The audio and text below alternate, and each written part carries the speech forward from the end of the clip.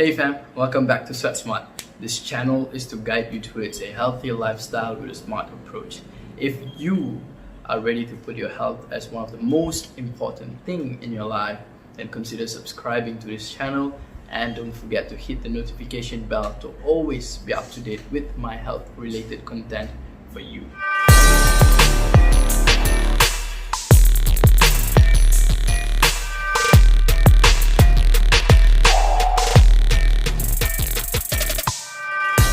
And today, it is going to be about hitting the gym after months of being married to your home gym. I know that's sad, right? And there are actually a few smart ways to approach this action, which I'll be sharing in this video with you so that you don't end up being sore for the rest of your life or not being able to hit the gym again for a week after your first session. First of all, mostly keep everything the same to what you have been doing at home. Importantly, the exercise selection. Every exercise is a skill. A bench press is never the same to a dumbbell chest press. It is like passing a football compared to crossing a football.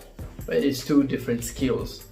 So keep it the same for at least the first week of your training. If you have been doing bodyweight stuffs all this while, I got you, don't worry, alright? So select your favorite exercises.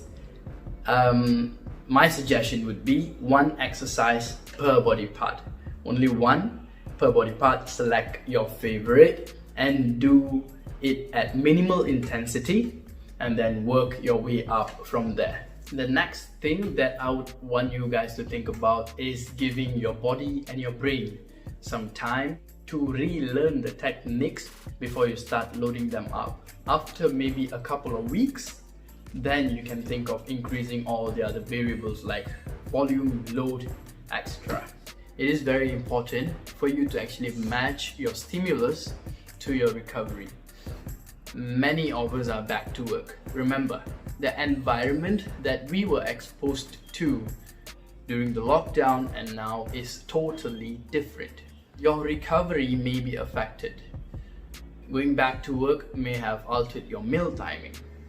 Going back to work may have increased the stress levels, which may also have disrupted your sleep. In that case, matching your training to all these changes will be the best idea. Remember when we entered lockdown, slow changes, right? So again, slow changes. Remind yourself, adaptation comes from optimal stimulus and, not to forget, optimal recovery. When everything seems to align, then it is time to think of your progression.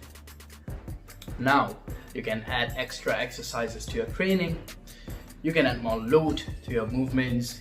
You can increase the intensity on your treadmill, etc. A lot of stuff that you can actually play around with to increase your intensity and other variables.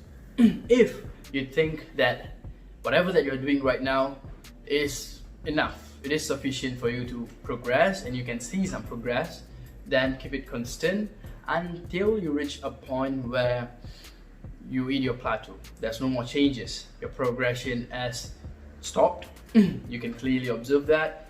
Then think of putting in more variables. Increase your volume. There's a lot of variables that you can play around with, and that would be the right time for you to input those stuffs into your training. Why am I trying to send this message of doing some gradual increment to your training? As I said earlier, optimal adaptation comes from optimal stimulus and optimal recovery. And here I'm trying to get everyone out of your emotional attachment to your comeback, where usually everyone, including me, would go max effort on the first session itself, which is not really a good thing to do. Let's be smart this time so our emotions don't get in the way of our progressions. So that's it guys, I hope it makes some sense to you. If it did, like the video, drop your comments. If you want to join my live sessions, watch my training videos and other cool stuffs, head to my Instagram or Facebook. I'll link it in the description below. Hope every one of you all get back to the gym and stay healthy as usual. And don't forget, sweat and be smart about it.